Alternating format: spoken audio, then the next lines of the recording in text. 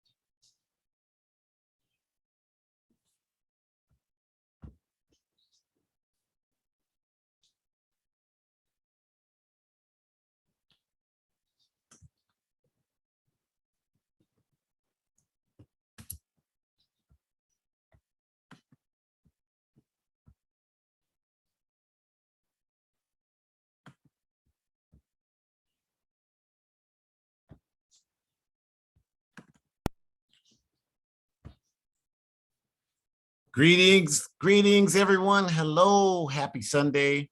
Hope everyone is doing very well. Hope you are reaching your highest level of mental, physical, and spiritual strength. As always, we are very happy that you have decided to spend this hour with us today around this very critical topic.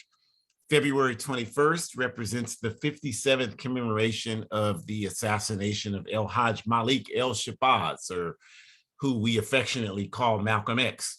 And so today's program is dedicated specifically around speaking to the exact people who are responsible for committing that assassination and why it happened. Because there's been a lot of information coming out lately about Malcolm X's assassination. There was certainly a Netflix documentary that came out in 2020, Who Killed Malcolm X? And I know if you saw that, then you know that what happened in that documentary is a lot of time was spent talking about the Nation of Islam being behind the assassination of Malcolm X, and there wasn't really much thought at all placed into why it happened. So what we intend to do today is expose all of that nonsense and tell the truth about what happened to our brother and why it happened. So we're glad that you're here to participate with us around that, because we are the children of Malcolm X. And we know that if we don't protect his legacy, no one else will. If we don't protect his contribution, no one else will. And that goes for all of our leaders. Mangaliso Sobukwe, Thomas Sankara, Patrice Lumumba, Amy Jock Garvey, Shirley Graham Du Bois, Kwame Nkrumah, Sekou Touré, Kwame Touré, Assata Shakur. It's our responsibility to protect the legacy of our people who struggle for justice. So that's what we are here to do today. And we're glad that you decided you wanted to do the same thing, because you're here with us.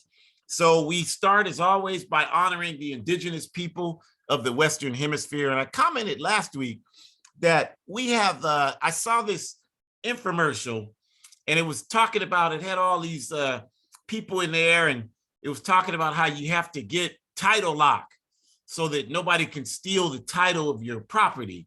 And they had this FBI Negro in the FBI, and he was talking about, yeah, this is a great product. You get title lock and they won't be able to steal your property.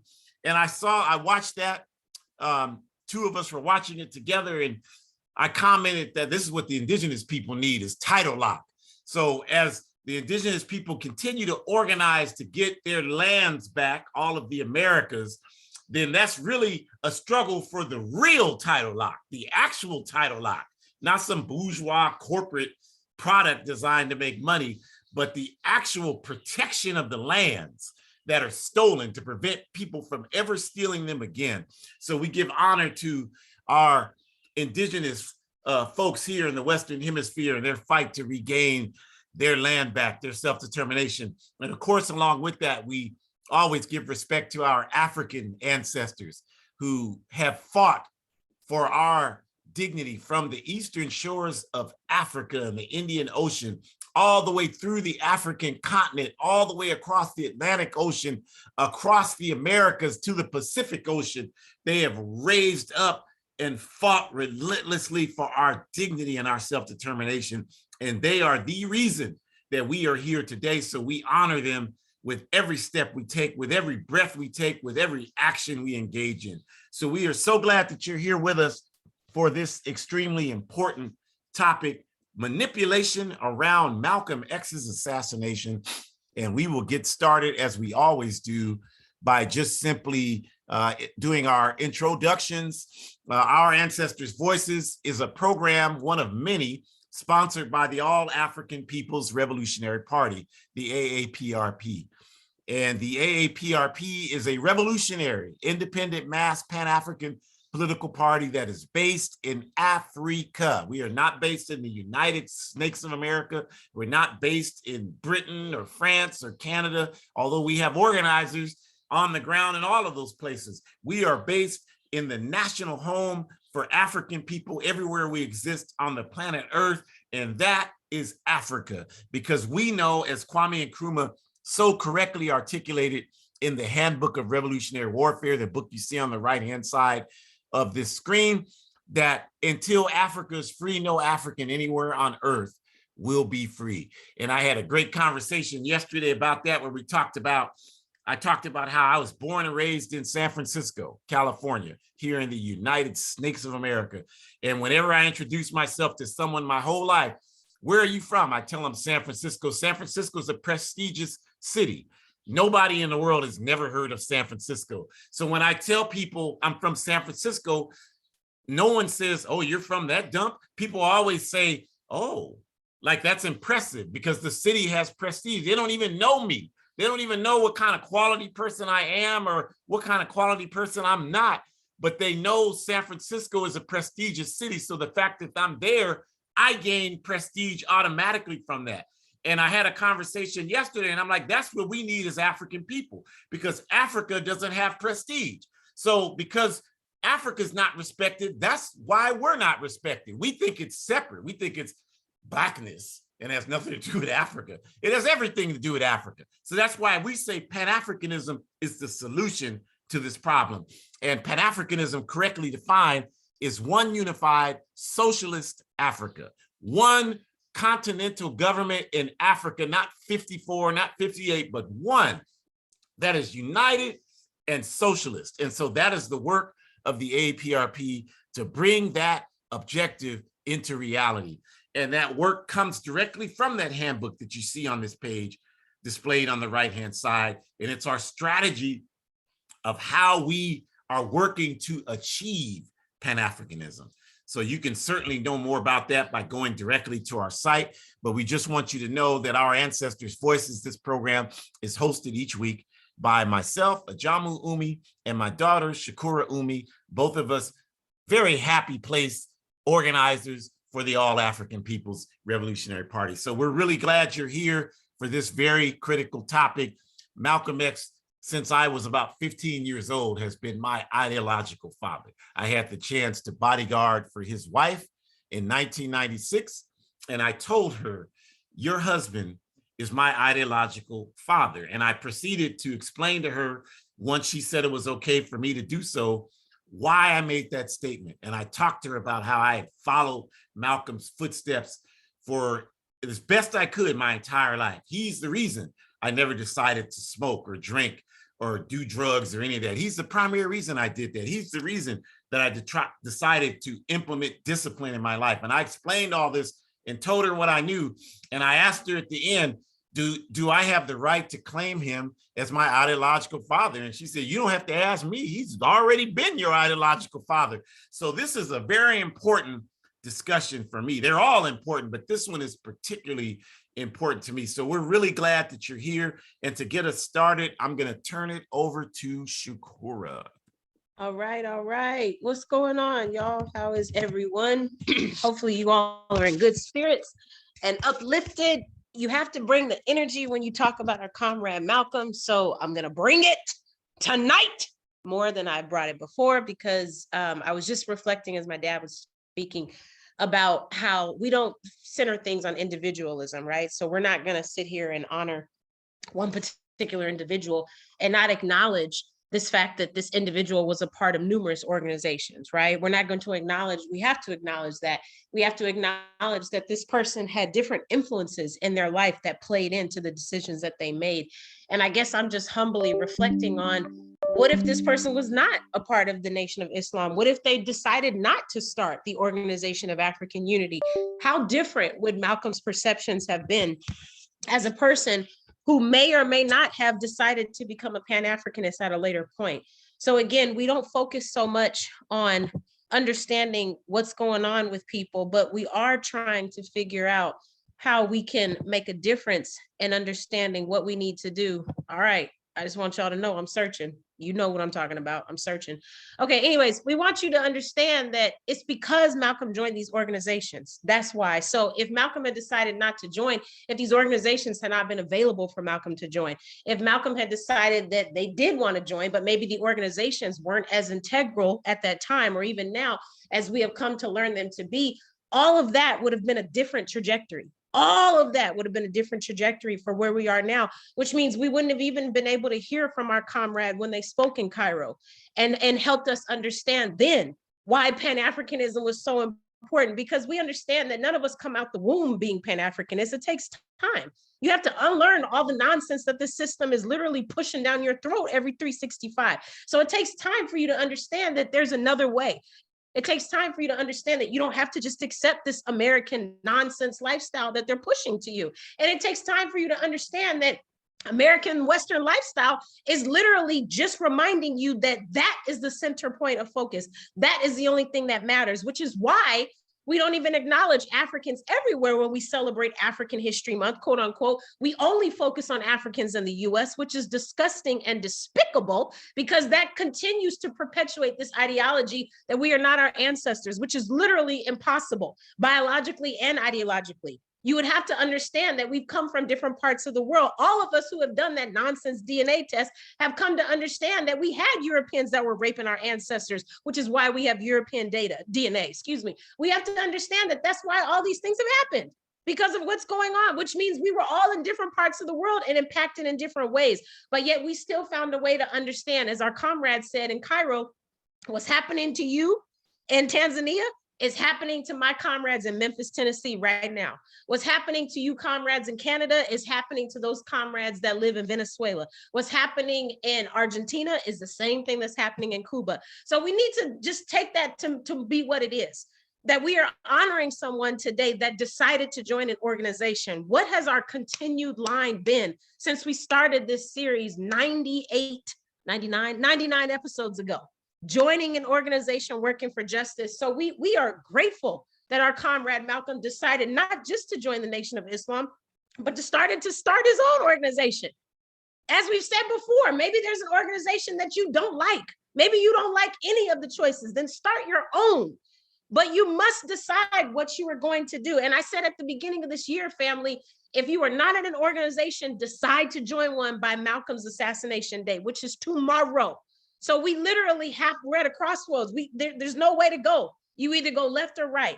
And if you start an organization, then you're literally changing the trajectory for the next 30, 50 plus years for all of us to come after that. Your choices that you make in terms of starting an organization are going to impact the rest of us. It's not just about you. That's why we don't focus on this individualistic piece. So if you're not a part of an organization yet, I really would encourage you to do it. If nothing else, to continue the legacy of our comrade Malcolm. Because without their choices and without their decisions, you wouldn't even be on the seminar right now. And then you need to think about the children that are to be born after you and how they might be able to join your organization because of the choices that you made. It's really not just about you. And we need to do something quick because the world is getting worse and worse and worse. And the children who have yet to be born, they deserve another way. They deserve so much more than what we have already given them. They deserve so much more. So we have to remember that and think about that. So let's talk more about our comrade Malcolm. So on February 21st, 1965, 16 bullets ripped into the body of El Haj Malik El Shabazz, Malcolm X, ending his life. So much has been written about this man and his legacy. His story has been told and retold. Monuments of his work exist throughout Africa and other parts of the world. If you haven't read Malcolm's own words, not just the autobiography, which was concluded by Alex Haley, a Republican, was suspicious towards Malcolm's politics, you should read one of the 7 or 8 books that publishes his speeches. We especially recommend the quote, final speeches of Malcolm X, end quote, not to be confused with the quote, the last speeches of Malcolm X, end quote. The final speeches book published the literal last 11 speeches of Malcolm's life before his assassination. This chronology is critical because those last speeches provide clear insight into where Malcolm X's life and politics were headed, which does a lot to confirm the reasons why he was assassinated in the first place. So I talked about the importance of joining an organization. I want to just reiterate that. And when you do decide to start your own organization, or when you are shopping around trying to figure out what organization you want to join, you also need to think about what is your lens in terms of having political education as an option of that. So you want to continue to remember that increasing your political education is literally the best defense that you can have when it comes to figuring out how to resist all the nonsense that this system is going to throw at you left and right. So the beauty, if you will, of increasing your political education is that you get more clarity about knowing who you are. You get more clarity about knowing where you come from, which is a part of your ancestors. And lastly, if you know who you are and you know where you come from, then that's going to give you some foundation to know where you are headed and going.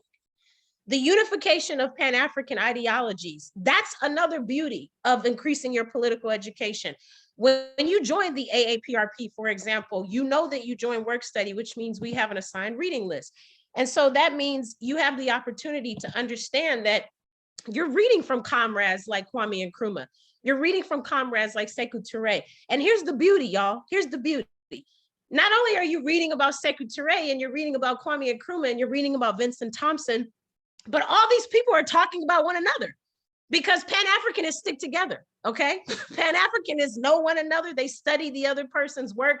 And if their work aligns with what that person is doing, and if they truly believe in socialism the way we define and believe socialism, then they're going to be in cahoots with one another because they're sharing the same ideological cahoots, if you will.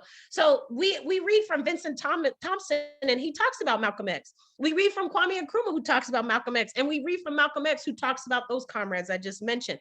So those are just some of the beauties in terms of taking in all this political education. Is it's reinforced for you. So if you're feeling overwhelmed because you're thinking, man, I don't even know how to go about increasing my political education. Well, for one, you're reading different scholars who have the same unified ideology, so they're going to reinforce information for you. You're not just going to read it one time and then that's the end. So I just want to offer that as a peace offering, if you will, another benefit of joining an organization that has a political education baseline is that you can start to get reinforced information about Pan-Africanists that we idolize and that we study and that we appreciate, because they have led the way for us to be where we are. But we also understand that they too understand what the other brought to the table. And as I said, it's reinforced as you pick up these different books.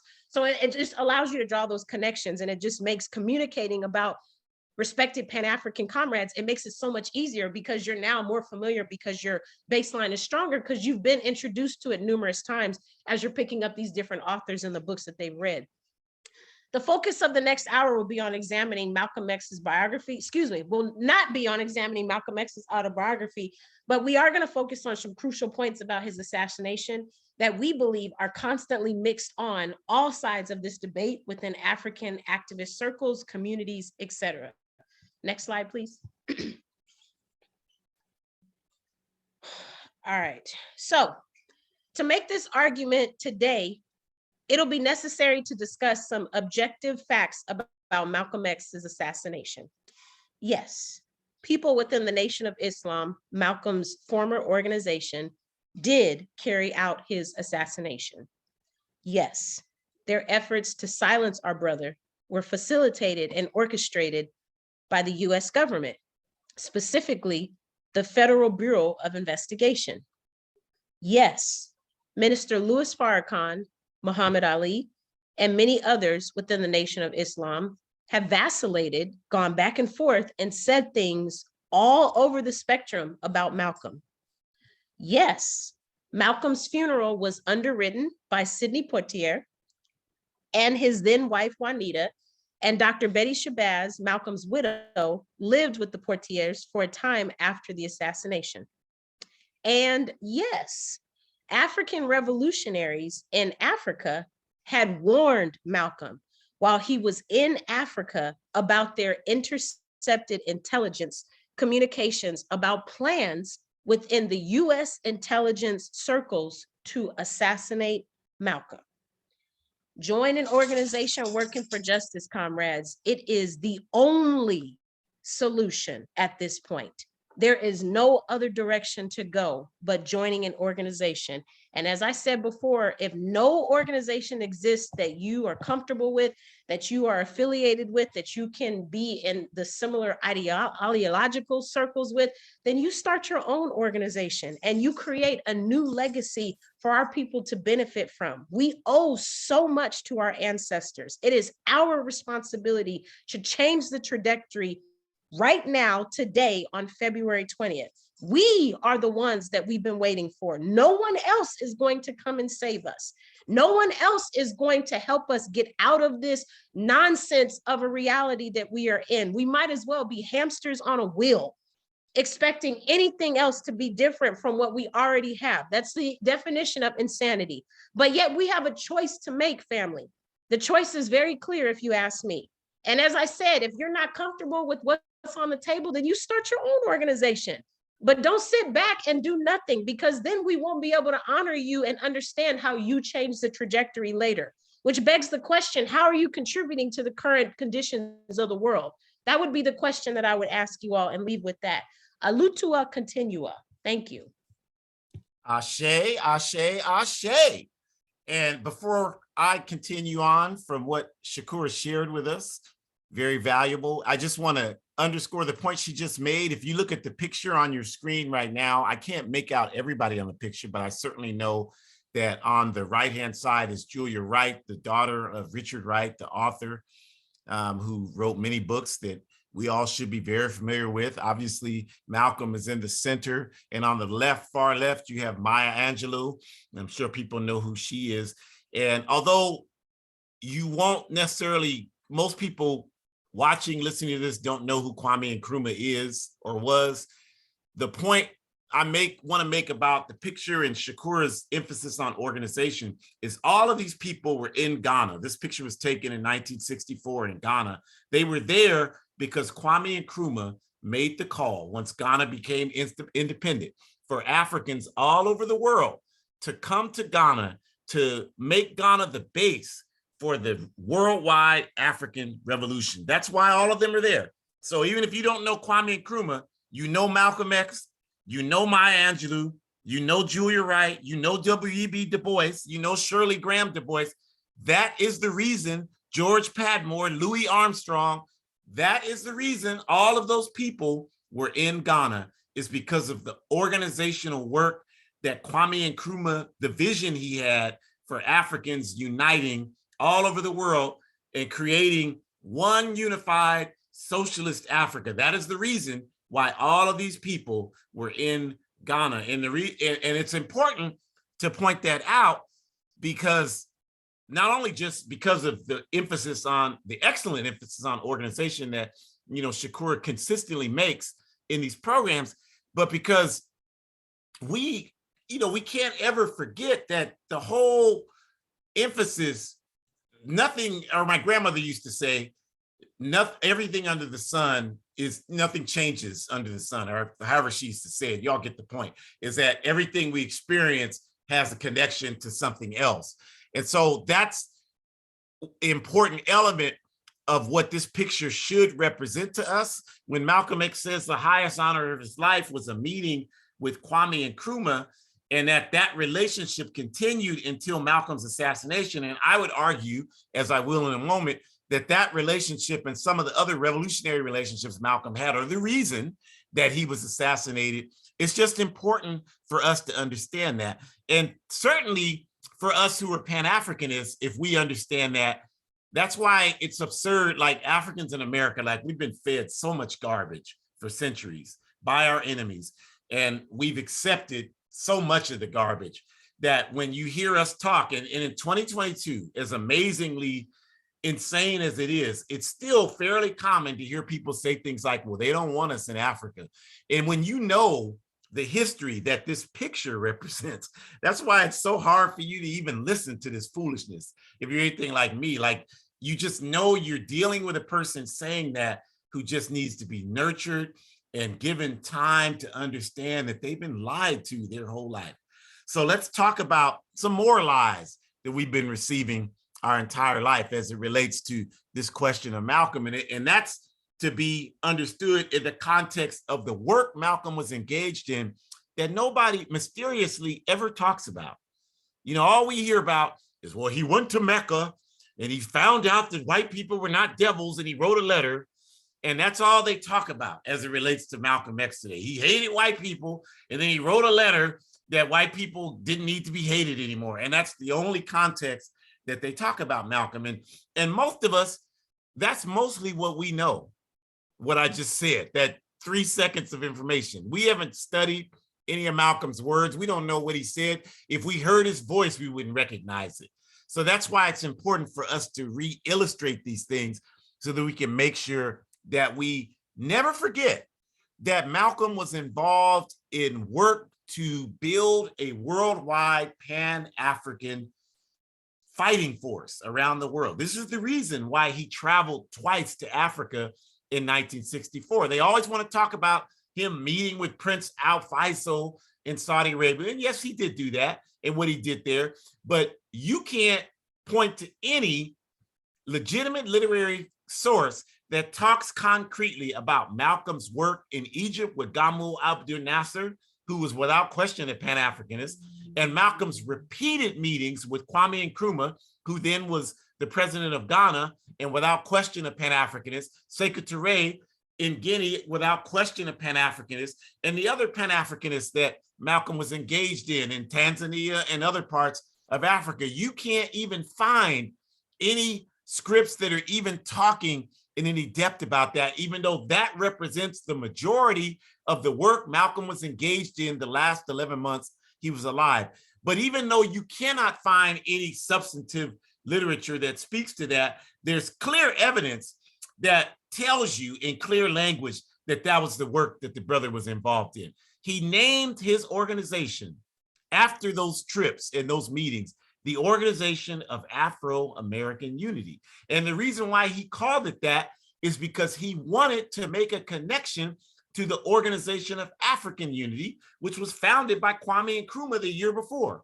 Now, we're not arguing, we understand neocolonialism and that the Organization of African Unity, or what's called the African Union now, it was simply a puppet of imperialism through the method of neocolonialism. If you don't know what those things are, you got work to do to find out. That's a different seminar. We've had seminars on all of those concepts. But the point we're making today is that at that time, we didn't have the foresight that we have today.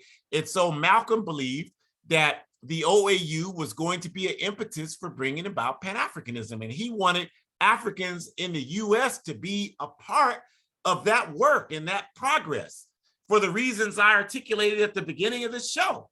And so that's why he named his organization the OAAU, because he saw it as the US branch to this Pan-African work. And even if you know nothing about anything else about what Malcolm was doing in Africa, just remember that fact, irrefutable fact, that that was the last work that he was engaged in. And if you read the book Shakur talked about, The Final Speeches of Malcolm X, it's the last 11 speeches in chronological order that Malcolm gave. And I know I'm not putting anybody down. I'm not throwing shade at anybody, but I know there's a lot of people watching and listening to this now, and I know less than 1% have read that book because we don't study things. We rely on Denzel Washington's portrayal of Malcolm X. And I don't trust Denzel Washington or Spike Lee, but most of us do. So we rely on them. We rely on Netflix to tell us about Malcolm X. And you can watch it. I've seen all those things. I've seen all that garbage, but I don't base my foundation of knowledge about Malcolm on that garbage because I've studied his work. I followed in his footsteps. I've gone physically everywhere he went. I've been in the Audubon ballroom where he was assassinated. I went to his house in Omaha, Nebraska, where he was born. I've seen where he lived in Detroit.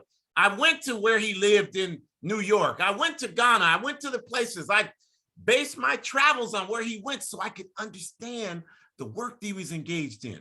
And that's what his wife understood when I was talking to him in 1996. That's why she told me he's already been your ideological father. She's like, I can't, you telling me stuff about my husband I forgot and I didn't even know. So that's my friends, family, police on here, white supremacists. That's the reason why study is so important, because if we study, we begin to be able to learn how to read between the lines. And we aren't just so gullible and willing to accept what our enemies tell us, because guess what? Your enemy is never going to tell you anything that serves your interests.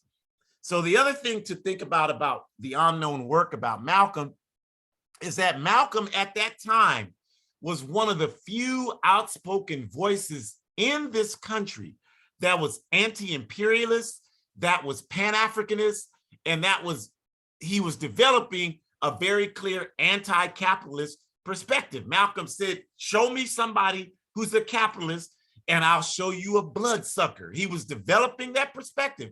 And there weren't really any other Africans at that time in this country with his stature and his ability to reach as many people as he could reach who were talking that way. And he was not doing that as an individual, although that's what they want you to think. He was doing that in relationship to this worldwide movement we're talking to you about. That's where he got the ideas from. He always had a radical element. That's why he outgrew the Nation of Islam. No disrespect to the Nation of Islam. I love the Nation of Islam. I wouldn't be where I am today without the Nation of Islam. I've never been a member of the Nation of Islam, but they were people who were in the inner city community that I grew up trying to talk to me when I didn't know anything and was, quite frankly, out of my damn mind. So I have to respect them, even though I don't agree with a whole lot of what they talk about. When I didn't know anything, they were the ones who came and got me. So I respect them for that, because most of the people today who criticize the Nation of Islam, they wouldn't even have come in the neighborhood I grew up. We'd have been too scared to come in there and talk to somebody like me. So I have to respect them just based on that, even if I don't agree with them. And that's another question of political maturity. We have got to learn how to work with people we don't agree with. That's a necessity. If only people you talk to and only people you work with are people you already agree with, then you telling me you don't work with nobody and you don't talk to nobody, because that's only 2 or 3 people, if that. So clearly that's not going to be the pathway that's going to get us where we need to go to solve this problem. So we have got to become politically mature enough to learn how to work with people we don't agree with and learn how to engage those people principally so that we can struggle with them over ideas honestly. And that's how, if we're so correct, that's how we convince them. So this is another lesson that we can learn from Malcolm's work, but he was that credible voice against US imperialism. And then Malcolm's work to challenge the proliferation of drugs into the Harlem, New York area also played a critical role in his demise. I know you never heard that one before, but that was a very essential part of what was happening. And you got this damn TV show, what is it? Godfather of Harlem. Now, I love Forrest Whitaker. Nothing against him. He's a great actor. I was in Las Vegas one year, Super Bowl Sunday for my job for a convention, got on a buffet line, and he was in the line right behind me and started talking. Very intelligent brother, down to earth. I like the guy. I watch his movies, but these TV shows, these movies are trash, you all. And so they're showing you the relationship. He's playing Bumpy Johnson, who was a long time, criminal element in Harlem, and the relationship of Malcolm X. And we don't study, so we're looking at that like, oh, I didn't know that. No, you still don't know, fool. All you're doing is looking at some Hollywood representation of something, and they're not talking to you about what I'm talking to you about right now. Even though the TV show has Malcolm in it, it has the Italian mafia in it, they're not going to show you what I'm talking to you about right now, that Malcolm's work, which was another reason why he got in the bad graces of Elijah Muhammad's inner circle in Chicago, because they understood that Malcolm's work to clean up our people in the community and run illegal drugs and to try to do something to give us some dignity, that was going to create problems with the mob and the police. And then people in Chicago weren't interested in that. All they were interested in is having money and comfortable lifestyles. And this African talking about revolution and doing this work was threatening to that.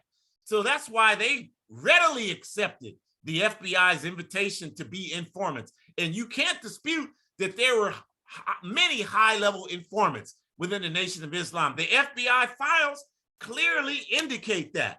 And the only reason why we have those files is because those brave white activists broke into the Philadelphia FBI office in 1971 and stole the files and gave them to the media, and that produced the Freedom of Information Act. And so now we know that people got paid by the FBI the day after Malcolm X was assassinated. But if you watch that stupid Spike Lee movie, they showed the CIA, allegedly, I guess that's what you're supposed to think it was, watching Malcolm in Cairo, Egypt, and all he's doing is asking some children if they can take him to see the pyramids. And so if you don't know this history I'm talking about, I don't care how smart you think you are, a part of you is going to think, well, I don't understand. He clearly wasn't doing anything. Why were they watching? What was that all about? Well, that couldn't have been it. It just had to be the nation, the people in the nation, they did it. That's the whole plan, you all, to get you to believe that, because you don't know anything about it. You only know what they've told you about it. And what they want you to believe is that it's just African folks killing African folks, nothing unusual, nothing to see here. These people can't get it together and make anything happen. And you totally forget their role in it. That's why some of you sit here today, the Black Panther movie was so great. It was wonderful. And they got the CIA in the movie as the hero. And you don't even catch that. You didn't even know that. until we pointed out to you. You didn't even think about that. Maybe it might be strange to see the Central Intelligence Agency or criminals in action as a hero having anything to do with Africa. That's totally inconsistent with real life history. You never even thought of that. And the reason why you don't think about it is because our enemies condition us to see things the way they want us to see things. So Malcolm's work was designed to challenge the status quo, you all. And that is the reason why he's not here. You don't have a meeting with Fidel Castro in Harlem, embarrassing the US government, and then building a relationship with the Cuban revolutionaries. You don't have a meeting and a relationship with Kwame Nkrumah and with Sekou Touré. And as the pictures clearly illustrate, all these people were working together. And these are all enemies of this country. And he's a part of that. And he's going to these places and they're treating him like a diplomat. He went to Guinea. They gave him a driver, a chef, a bodyguard, and he was clearly a critic of the US. If you imagine today, somebody going to a country, to North Korea, for example, and being treated like a diplomat, how this country would view that person, especially if the person had an audience in this country. We got to understand that and get over and beyond this dumb Spike Lee movie interpretation of history. We got to understand the people that we're engaged in this struggle against and the depths they'll go to stop us from moving forward. We have got to understand that. So what threat did Malcolm pose? What was the threat? Who was he a threat to? What was he doing? Because if you watch that movie, you got to wonder, well, I don't understand. He just must, that's what it was. It was the babies born out of wedlock and jealousy. And that's why they killed. A lot of us believe that in 2022, that's what we believe. Well, Malcolm got killed because he talked about this man having these babies. That is not why Malcolm X got assassinated. Although I know you believe that because that's what they constantly keep telling you. And we only know what they tell us and we don't know any of this other stuff. So part of us has to believe that. But the truth is that in the initial COINTELPRO document that J. Edgar Hoover wrote, it tells you right there that they had serious concerns about Malcolm's ability to influence the movement. And if you know anything about the civil rights movement, you know that in 1961, the Student Nonviolent Coordinating Committee had a debate at Howard University between Malcolm X and Bayard Rustin. And Bayard Rustin was the architect of the nonviolence philosophy that influenced the Southern Christian Leadership Conference. And he was one of the main forces that influenced Dr. Martin Luther King Jr. And Malcolm went to Howard University that day and ate up Bayard Rustin. And that's not a knock against Bayard Rustin. It's just a fact that Malcolm was able to say things that resonated with the students there. And another thing that they don't talk about, and so because they don't talk about it, we don't know it, is that after that debate, SNCC members maintained contact with Malcolm X. And they had meetings, they had discussions.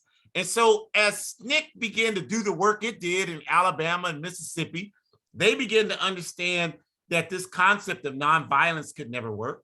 The people that they stayed with in Mississippi and Alabama, they would be like, well, we're nonviolent. They're articulating what they learned from Bayard Rustin. Well, we have to practice nonviolence as a principle.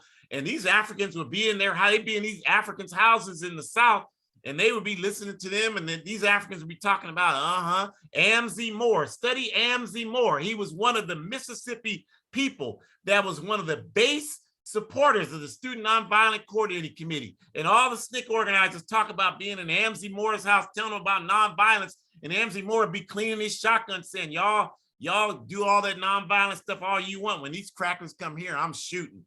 And Miss Fannie Lou Hamer, like, well, how does your Christianity help you, Miss Fannie Lou Hamer in Mississippi? And she told the reporters, international reporters, I got a shotgun in every room. When these crackers come in here, I pray to Jesus for straight aim. So the SNCC organizers, seeing the raw terror that caused these Africans to have that perspective on self-defense, understood clearly that nonviolence would never work. And because of that, they began to become more and more open to the ideas of El Hajj Malik El Shabazz, So in 1965, February 12th, the picture at the top, when he's speaking to them in Selma, Alabama, SNCC invited Malcolm to Selma to talk to them because they were becoming more and more influenced by his radical, militant, Pan-African ideas. And that's all irrefutable.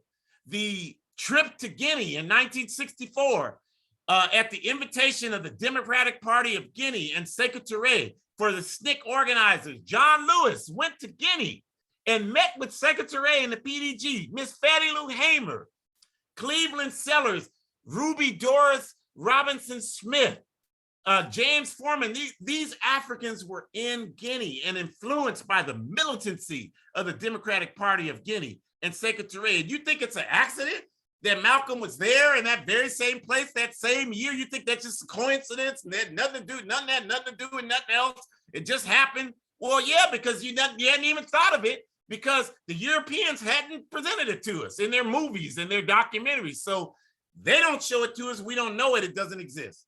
So we don't know anything about this stuff that we're talking about right now. And that's why we're so easily, so gullible and easily confused. And so that's why we have to agitate. We got to talk about it. We got to talk about it in a way that wakes us the hell up. So when he spoke to SNCC in February 12th, 1965, he was invited there by SNCC. I don't care what Ava DuVernay's or whatever the hell you say her name. It's not her name. It's the slave master's name anyway. So don't correct me. Look at you. What kind of slave? Every time I say some slave name wrong, we're so well trained. Well, I don't give a damn how you say it. It's not our name. Why are you protecting that? And the same people that do that will turn around and try to ask me, why do you have the name you have? This is our problem, family. I mean, we are so programmed by our enemies. So whatever her name is, she did that movie, Selma. And she shows it in the movie like Malcolm just showed up uninvited. Because the two characters in the movie, what's that Negro doing here? Well, he's there because he was invited. You weren't invited to speak, he was. So that's a historical fallacy. And then they show the character, Coretta Scott King character, come out and scream at Malcolm and basically cuss him out like he was intruding. But the event wasn't an SCLC event. It was a SNCC event. He was invited there, and Malcolm X and Coretta Scott King never had a conversation. She gave a full interview about it in 1988 to Jackie Shearer. You should look it up so you're not confused about it. And the only interaction they had was she didn't even come in there until he was finishing his remarks. And when he sat down next to her and he leaned over to her and he said, "I'm just here to help," and something along that lines. And she said, "Thank you." And that was it. There was no argument between the two. You know, you all support this sister, Ava DuVernay. What is the benefit of including that scene in the movie? What is the purpose of that?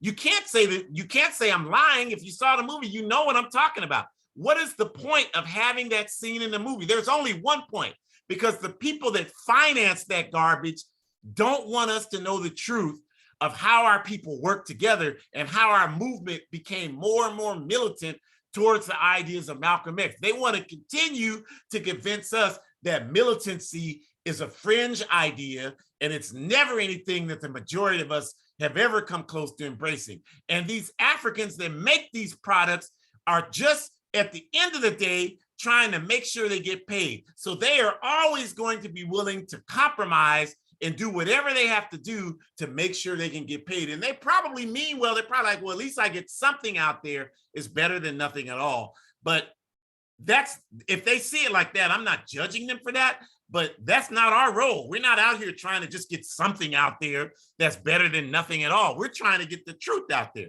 So they will continue to do what they do, and we have to continue to do what we do, which is expose the contradictions in all of this nonsense. Because it was Malcolm's work that heavily influenced SNCC to move towards Black power. That's largely where that came from. And if you can't see by now how that would have made Malcolm X a severe threat to this society, we really don't know what to tell you. Along with Malcolm's emergent international voice for revolution and Pan-Africanism simply elevated him to the point where he was seen as a threat to this society. And that was borne out after he was assassinated, because Nick went to Black Power, and then you had the development of the Black Panther Party, the Republic of New Africa. All of these organizations will tell you that much of their philosophy, the All African People's Revolutionary Party, the Uhuru movement, organizations that are around today, the Malcolm X grassroots movement, all of these organizations will tell you that a lot of their philosophy came from the ideas articulated by El Hajj Malik El Chavez. He wasn't the only one, obviously. We got Nkrumah, Sekou Touré, Robert Williams, there's a whole host of other people, Amy Jock Garvey, Marcus Garvey, of course. But our point is that clearly his role and the place that he played made him a significant threat, and imperialism saw him as a threat. And without question, the Nation of Islam had no ability to influence the French government's decision to decline Malcolm's ability to enter France shortly before he was assassinated. And the French officials admitting that they did that because they did not want him assassinated on their soil. There are no Nation of Islam chapters in France. There never has been, and there aren't. So that was not who they were thinking was going to assassinate Malcolm X. And the poisoning in Egypt is another thing. So clearly, these were efforts designed, and if you studied how the efforts they made to assassinate others like Fidel Castro, they try hundreds of methods. They try all kinds of ways to assassinate you, because what they're primarily wanting to accomplish is to do it in a way so that no fingers point back at them. So the important thing to remember, again, is Malcolm was a threat, not just to Elijah Muhammad about some babies being born to some secretaries. That was not why Malcolm was assassinated. He was a threat to this capitalist, imperialist empire.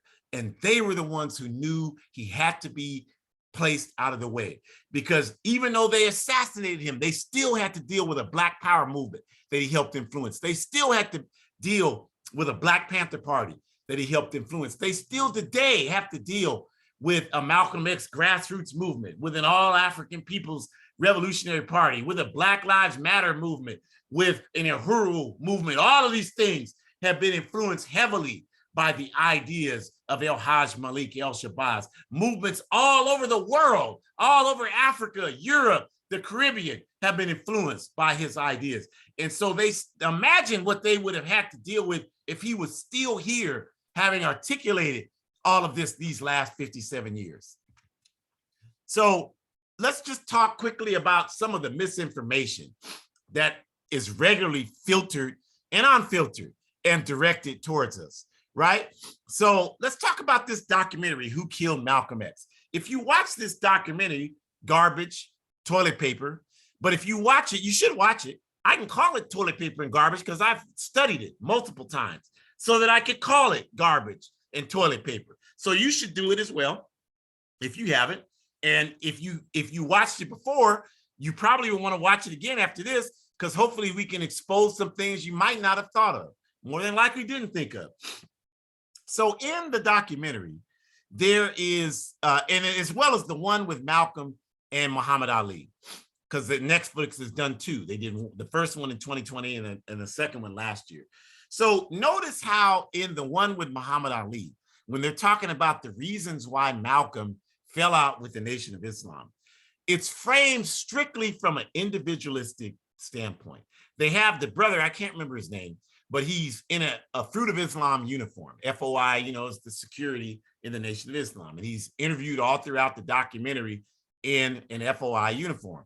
And he keeps talking about how Elijah Muhammad made Malcolm, and Malcolm the reason why the problem happened is because Malcolm just outgrew that. Now, I don't know that, brother, but I'm saying we have to be analytical in our thinking. And African people are collective and humanist and egalitarian. That's part of our culture. So we're not individualistic people. Individualism as a dominant aspect is not a part of our culture. We're collective people. So if we know that, we have to always reject that kind of analysis.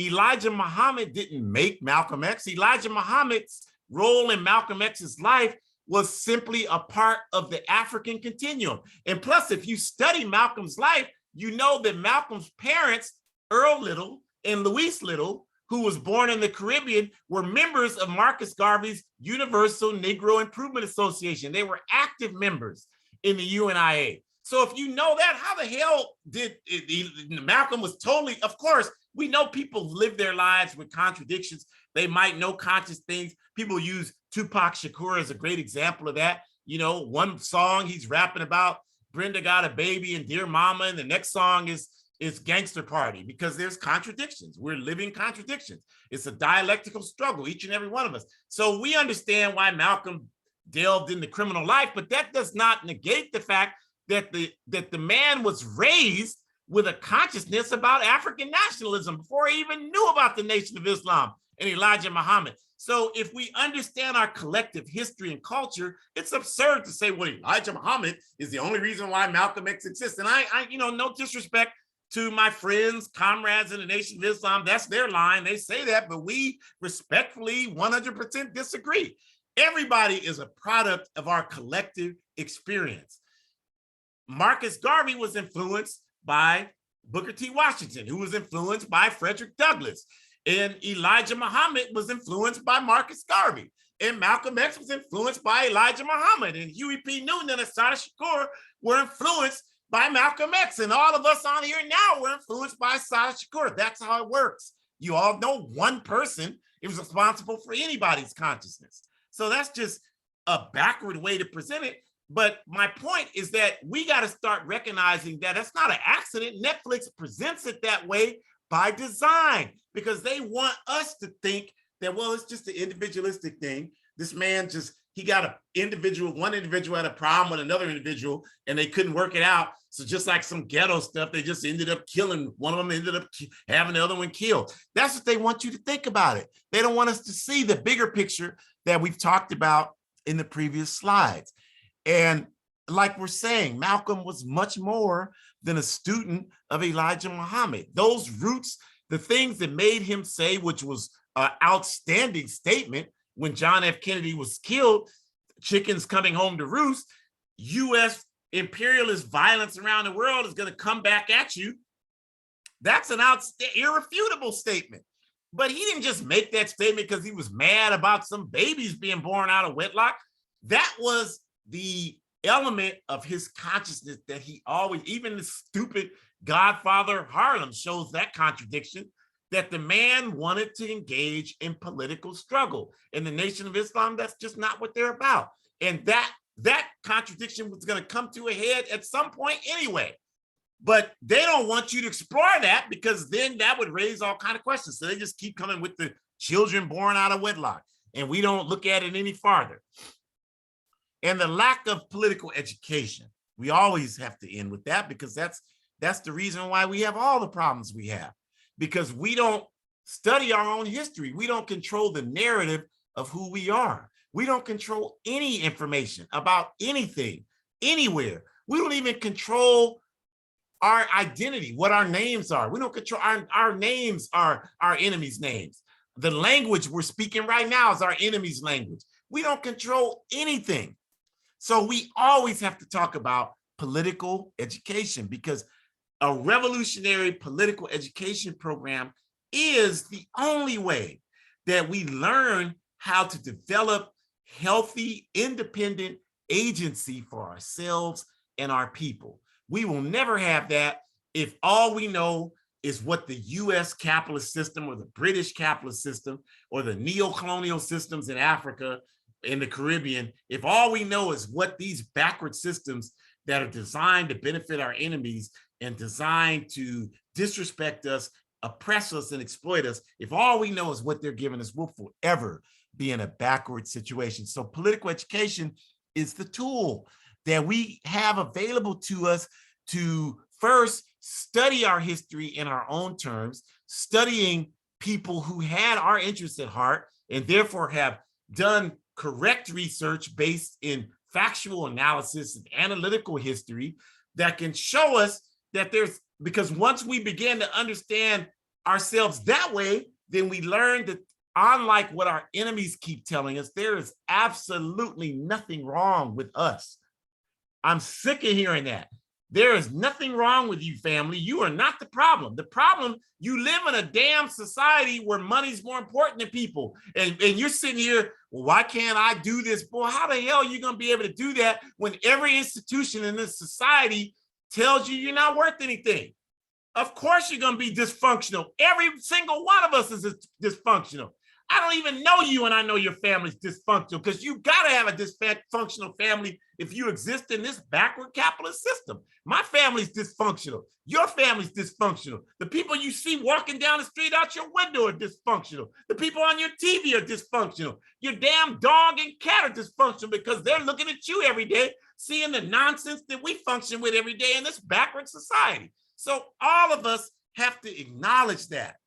And the great thing about political education is it helps us learn that these problems are not our fault and that we can correct them. That is the thing. And so we can stop sitting around in the dark, having pity parties, feeling bad about ourselves because we are not at a point of life that's not even realistic for anybody to achieve. And we can instead say, you know what? I'm a work in progress. And in spite of all that this backward system has done, I'm still here. I'm still fighting. I'm still moving forward. And that's what we all need to adopt, that kind of perspective on life. And the minute we all begin to start thinking that way, I'm telling you, the days of our enemies are numbered, you all. They're numbered, because the only weapon they have is their ability to control our thinking. That's the only weapon they have. You can't say, well, they got the military, because we're the ones in the military. So if we get our thinking right, we'll get out of their military and get in our own. They can't use that against us anymore. You can't say, well, they use the health industry again. We the one, we participate in our oppression. Their days are numbered once we recognize that. So we want to thank everybody for coming today, as always. And we want to certainly highlight next week, Sunday, February 27th, is our 100th episode of our Ancestors' Voices. And we're going to have a very special program. We're going to have it's a different format. We're going to have a panel discussion. The title is going to be Insights into a Radical Life. And we're going to look at new, not so new, and not new at all perspectives on why I do radical work, why I live a radical life. And so we're going to have wonderful comrade Salifu Mack, who is in Low Country Action Committee in the All African People's Revolutionary Party and Black Alliance for Peace. We're going to have Jamila Bordone, who is in the All African People's Revolutionary Party, All African Women's Revolutionary Union. And we're going to have myself, APRP, talking about those perspectives. Shakur is going to facilitate that discussion. So we hope you come back next week and let people know. And please go to our APRP Forward Ever shop. The link is there. You see how good I look in that African period hoodie. We were out at a sporting goods store in a European section the other night, and I had the hoodie on, and the European walked up to me. That is a great hoodie. So, you know, if he could see it, you should see it and understand that we have to support and build independent, revolutionary African organization. Go to aprp-intl.org, join the All African People's Revolutionary Party. Please go there and get correct information about who we are and what our work is. Please do that. And you can go to abetterworld.me, my site. You can donate there. We're raising money for our sibling parties. We have that on the screen for Zimbabwe, and we're going to do a number of others. So you can donate there. We just want small donations, $5, $10, but it really helps. And that's what we're doing. And all of these videos are housed at that abetterworld.me site. So you can go back, you can tell somebody, these people are absolutely nuts. Go watch them. That's how you can do it, family. hoodcommunist.org. I'm one of the editors. We have Salifu, Erica, Onya Samu are editors. We have new articles out every week. We have wonderful articles up about Ukraine. We have articles up about the so-called concept of Black History Month that we wrote together, talking about the sham, as Shakur said, Negro American history. As long as they got you thinking like that, you'll never be free. How you gonna be free? This is the plantation, you all, and all they got you looking at is the plantation. You if you're in a jail cell and all you're looking at is the jail cell, you'll never be free. So please go check out those articles. Very important. We have all these programs, APRP Pontula, our comrades in the Bay Area, just a few minutes from where I am right now in California, have their Tuesday night film series. We have Revolutionary African Women, Forward Ever broadcast, the comrades in New Mexico Thursday at noon Mountain Time. They've been doing theirs about as long, if not longer than us, here for our Ancestors' Voices. Guide for Organizing Defense Against White Supremacist, Patriarchal, and Fascist Violence. My book is featured this month in the Black Agenda Report, their book forums. So check that out, spread the word, continue to get the book, working with people all over to get organized. We appreciate you. Forward ever, backwards never. Join us next week. Always stay clever. One unified socialist Africa is ours. We're going to take it. Like the church people say, we're going to name it and claim it. But when we claim it, that means we're going to seize it and take it. We ain't waiting for nobody to give it to us. We're going to take it. We're going to organize and take it. Have a great rest of your evening.